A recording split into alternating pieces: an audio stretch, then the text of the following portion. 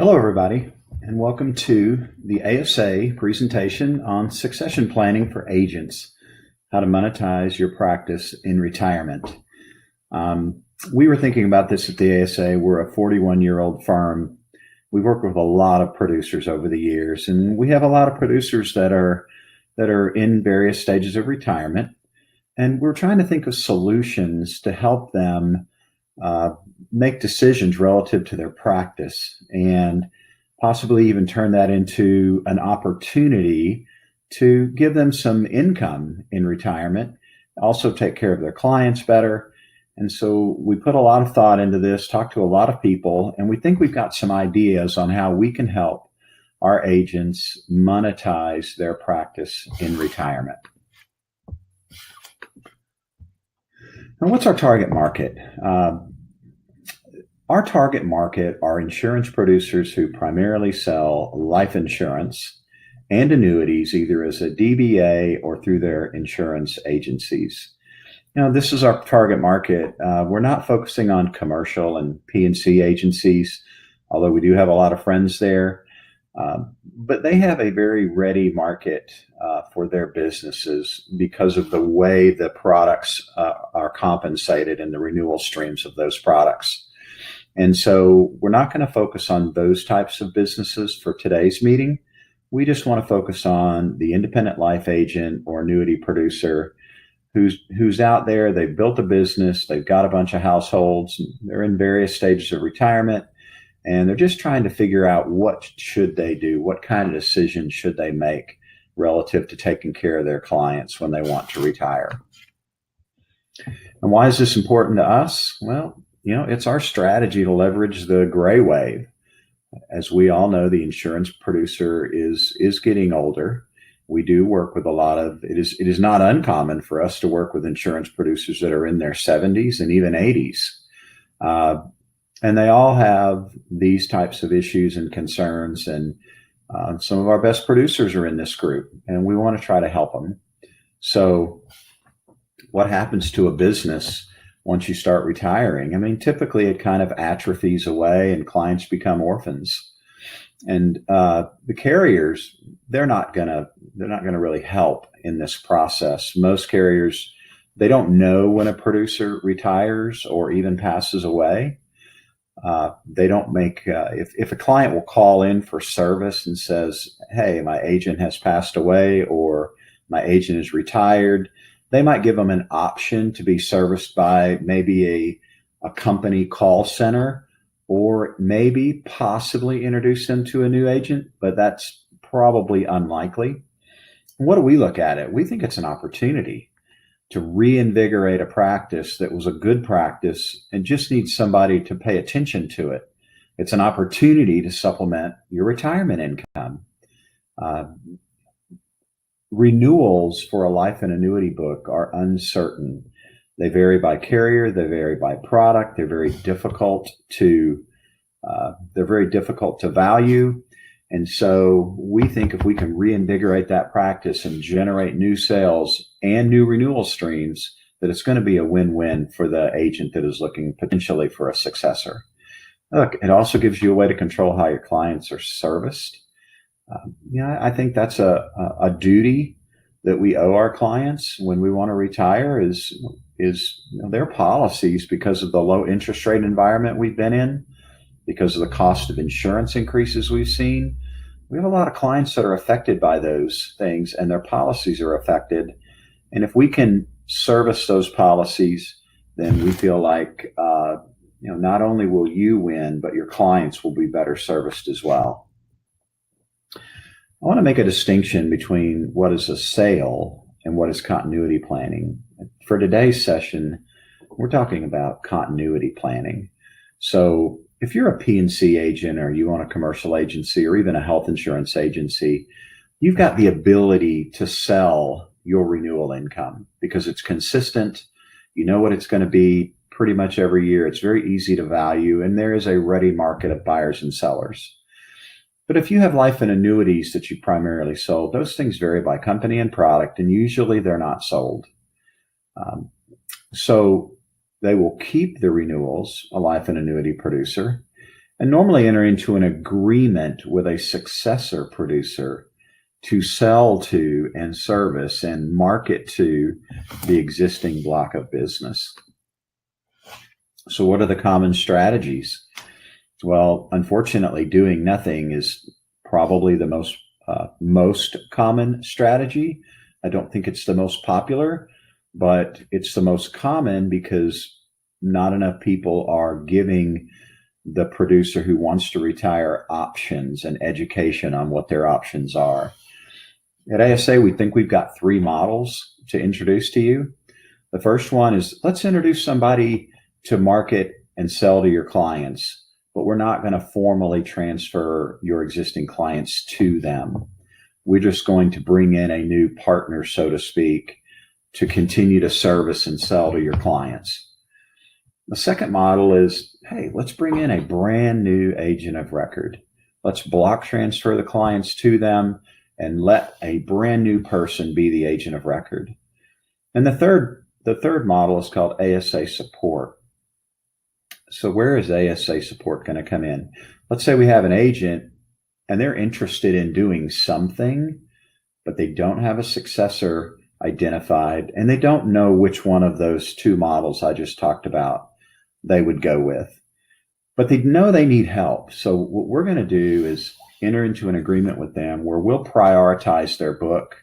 We will segment it by the policies that need to be addressed, those that need to be serviced. If there's term insurance, when is it going to expire? Things like that. And we'll make sure that we're on top of those timelines of when policies need to be serviced and clients need to be reached out to. And if we identify opportunities, then we will certainly partner with that producer. So it's kind of a, hey, I know I need to do something, but I'm not quite ready to jump in with both feet with a new agent successor. Okay. Well, we do need to talk about do nothing. Little or no value for the practice. Listen, what do you think about leaving your most valuable clients as orphans? We don't think about that, but that's what the insurance carriers call your clients once you're no longer in the picture. So if you pass away, if you retire, insurance carriers would categorize your clients as orphans. And I mean, even the term orphan is, people don't like that term. So, but that's what would happen. Your family would have to deal with closing the business. And hey, let's face it, we're in a litigious society. Right now, an insurance agent is not considered a fiduciary to their client, but there has been some litigation in Arkansas where a client's policy lapsed and bad things happened, and then they wanted to sue their agent because the agent knew that their policy was going to lapse, or at least they were the best person in the position to know and tell the client, hey, this thing's going to lapse. We need to do something. And so let's make sure that doesn't happen and we don't give anyone the opportunity to blame you for not servicing their policy. So now let's look at the proactive models that we've got. What if we brought in a new agent to market and sell? Well, it's very simple. We're not going to formally assign the new agent of record. We are going to help with the servicing responsibility here at ASA. You will get compensated through an MDRT split. So the agent that brings in someone new and they work cases and write new cases, there will be compensation to the existing agent. If you're interested in this model, well, what are the formal requirements to do it? We have a profile that we want on every producer, whether they want to be a successor or they're looking for a successor. In addition to that, we have an agreement called a service and selling agreement.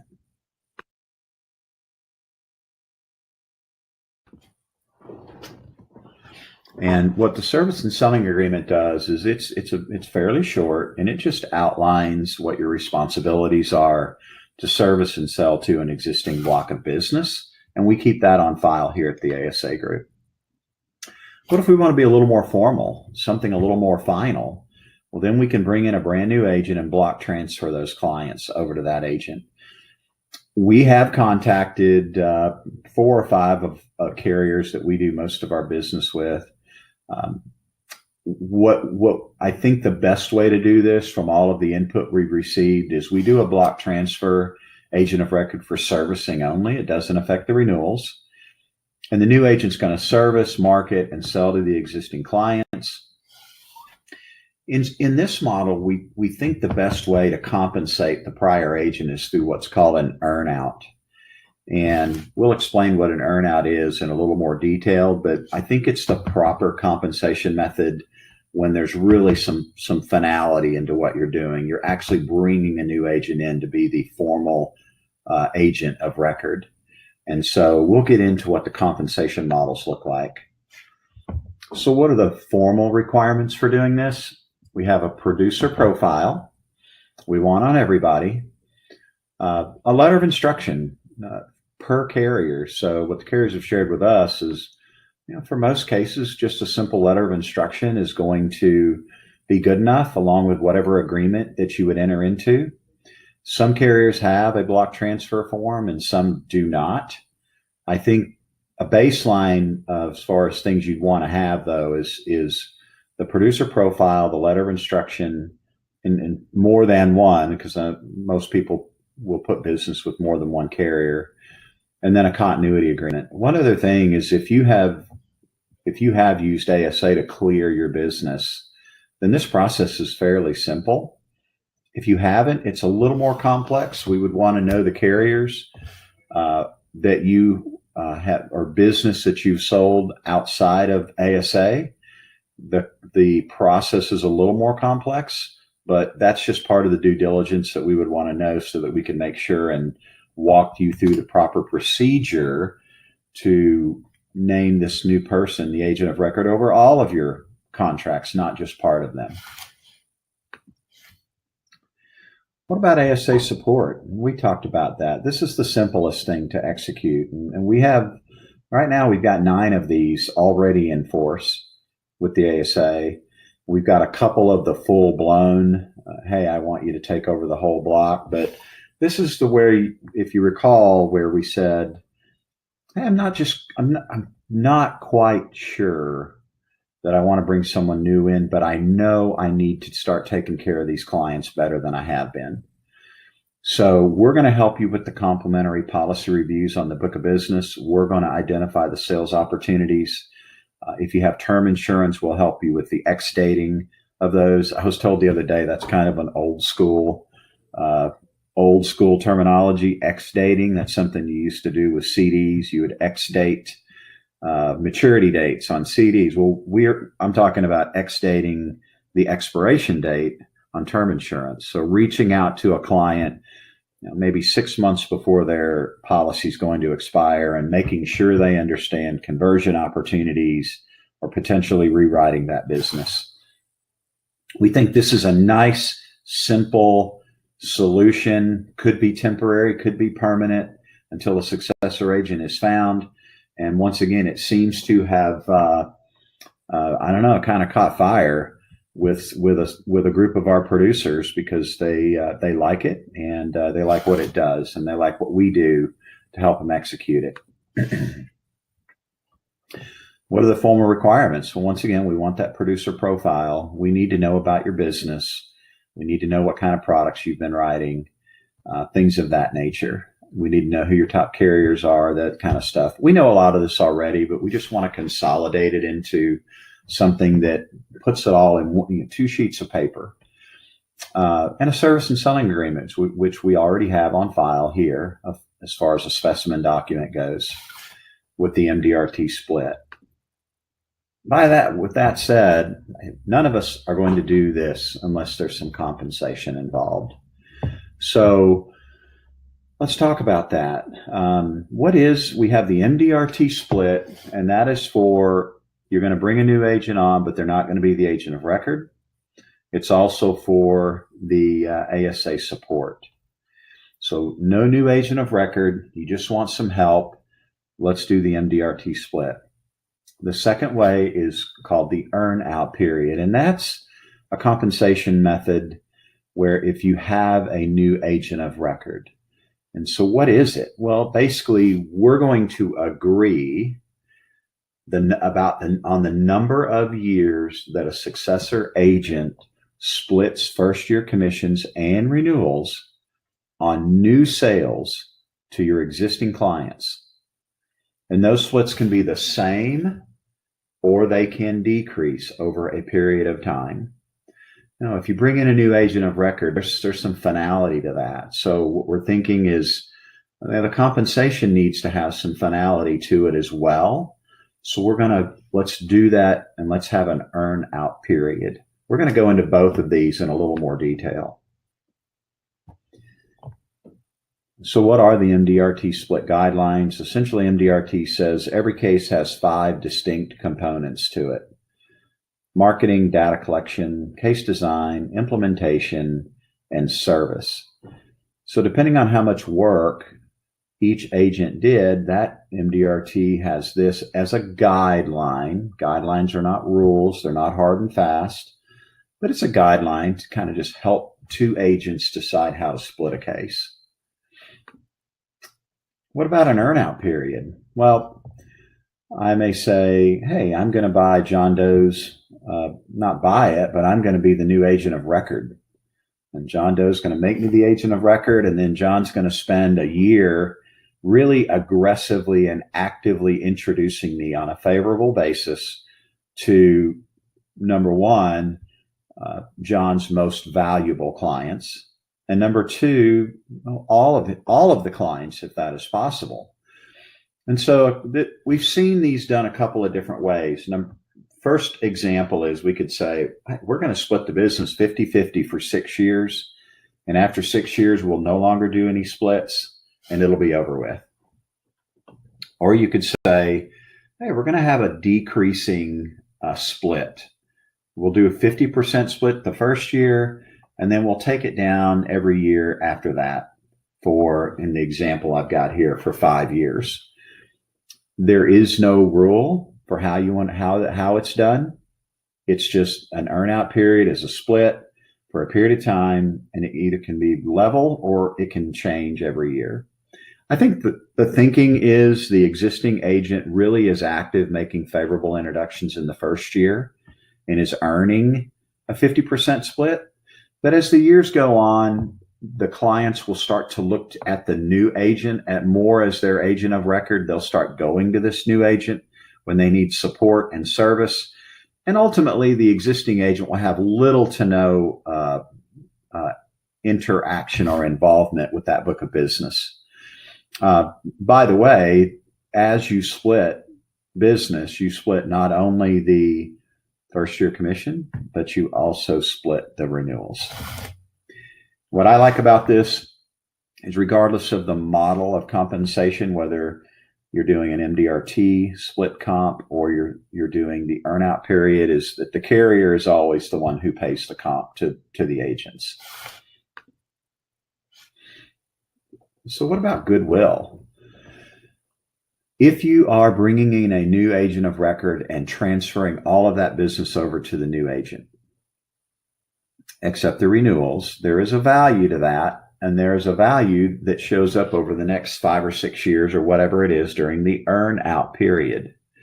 So we've received some advice from tax counsel that you could classify that income as, some of it is goodwill, and that possibly could categorize some of the income as capital gains. Now, goodwill can be positive and negative. So if you've got a really good relationship with your clients and you're in contact with them all the time, think about it. The opportunity for a new agent to have a favorable introduction and to write additional business is really high. Conversely, if you haven't had a lot of contact with your clients since the day you wrote the business, then calling them up and introducing a new agent may not be as impactful. So that can be a positive and negative effect.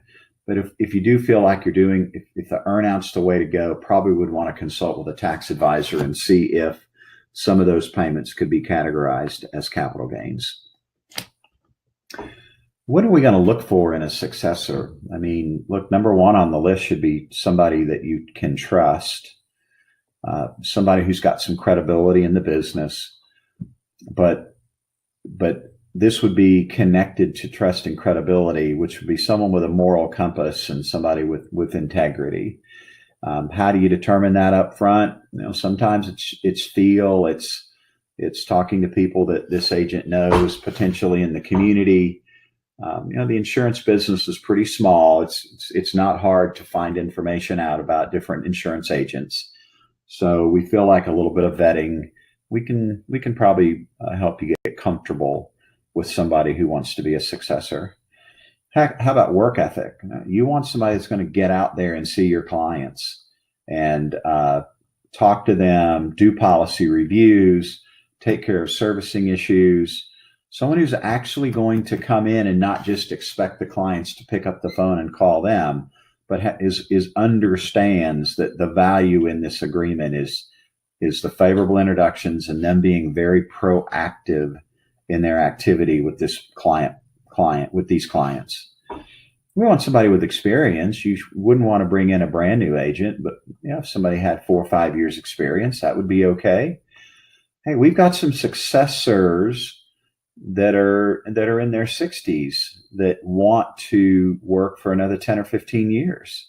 And so experience doesn't necessarily have to be a younger person. It can be a senior person as well.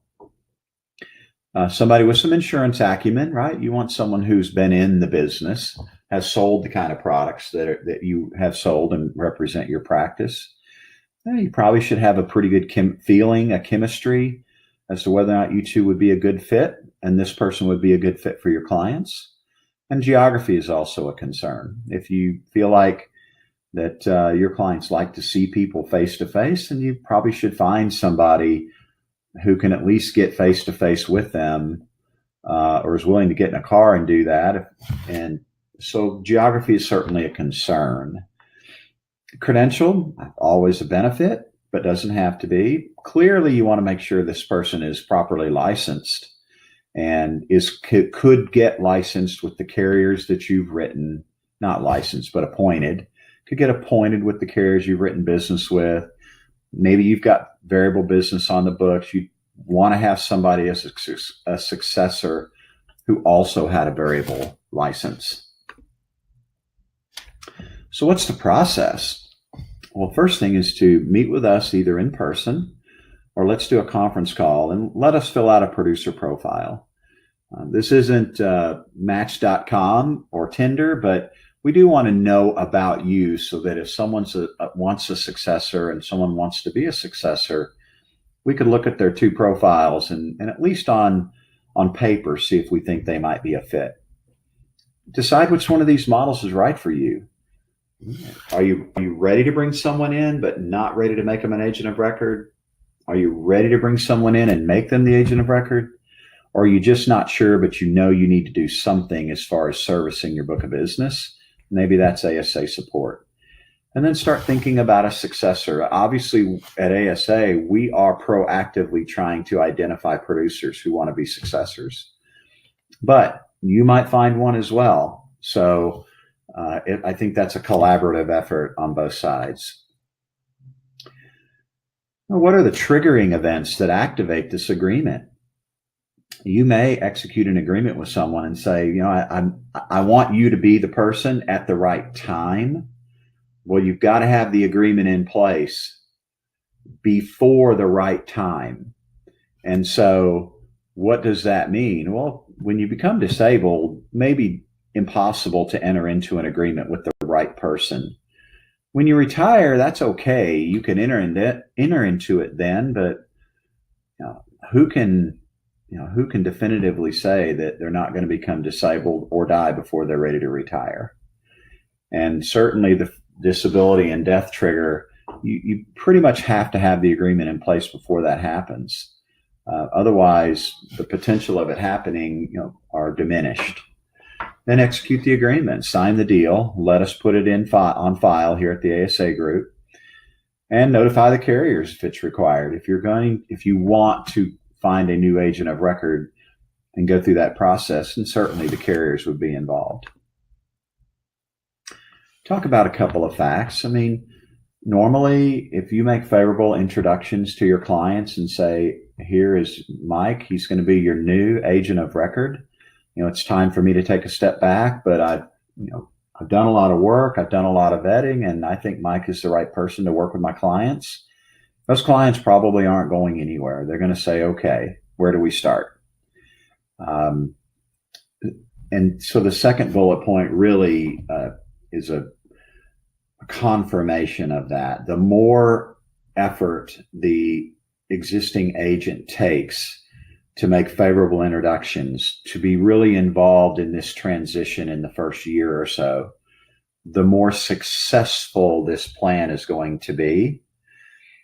And the more successful the plan is going to be, the more income that both agents are going to earn. So we really think the more involved and the more favorable introductions the existing agent can make, the better it's going to be for everybody. Our goal is simple. We see a great opportunity to help our producers figure out what they're going to do with their practice when they want to retire, or when they pass away, or when they become disabled. One of the things that is very important to a lot of you is what happens to my renewals, or if there's an ability to generate first year commissions with the successor. I want to make sure my family gets those. Well, we've got to make sure and do the proper planning for that. Renewals aren't such a big issue, but first year commissions take a little bit of planning to get them to a family member. And that's what this is all about, is making sure that, number one, your clients are taken care of, you're taken care of, and your family is taken care of. So we look forward to working with you. Just to set your expectations, we are prepared to have these face-to-face interviews right now, and we're prepared to do these interviews over the phone. So either call into the ASA, send us an email, tell us you're ready to have at least an introductory conversation, and let's get the process started. I want to thank everybody for attending and being on the phone, and I hope you have a great day. Thanks so much. Bye.